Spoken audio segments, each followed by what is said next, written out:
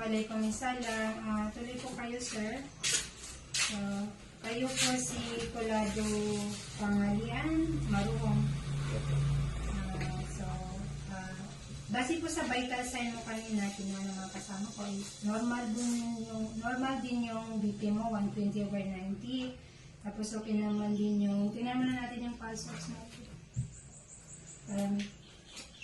So, check natin.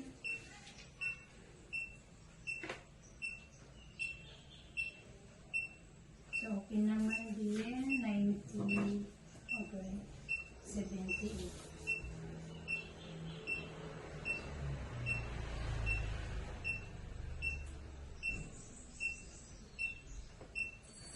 So, alhamdulillah, sir, okay naman yung vital sign mo. So, nasabi mo na huminto ka sa paninigarilyo. Dati naninigarilyo ka, then nasabi mo huminto ka din, bumalik ka naman sa paninigarilyo.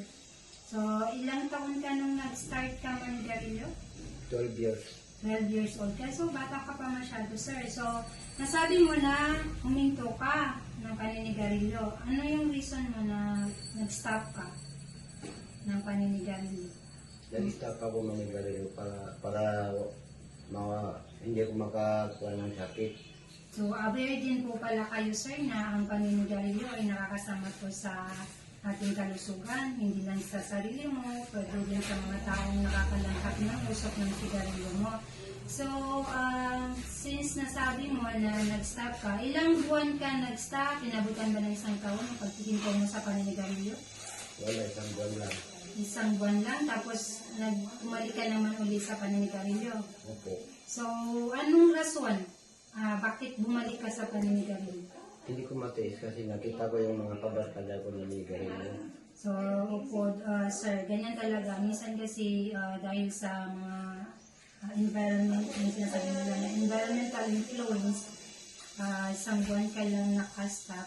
Hindi mo ba nasubukan na yung, kasi hindi naman talaga madali mag-stop ng paninigarilyo.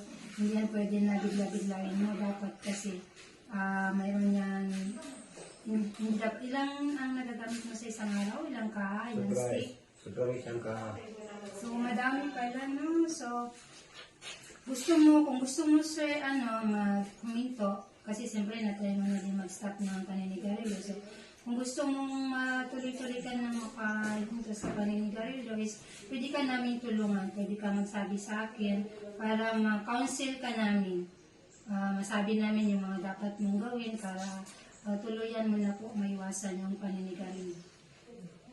Salamat ma'am kung makatulong kayo sa akin para makahinto ako manigarilyo. Opo, inshallah, matutulungan ka namin. Magsabi ka lang sa akin kung gusto mo na i-counsel ka namin para masabi din namin sa iyo kung ano yung mga dapat mong gawin para tuluyan mo na maiwasan ang paninigarilyo. Okay. So, maraming salamat po sir sa pakikipanayam sa iyo.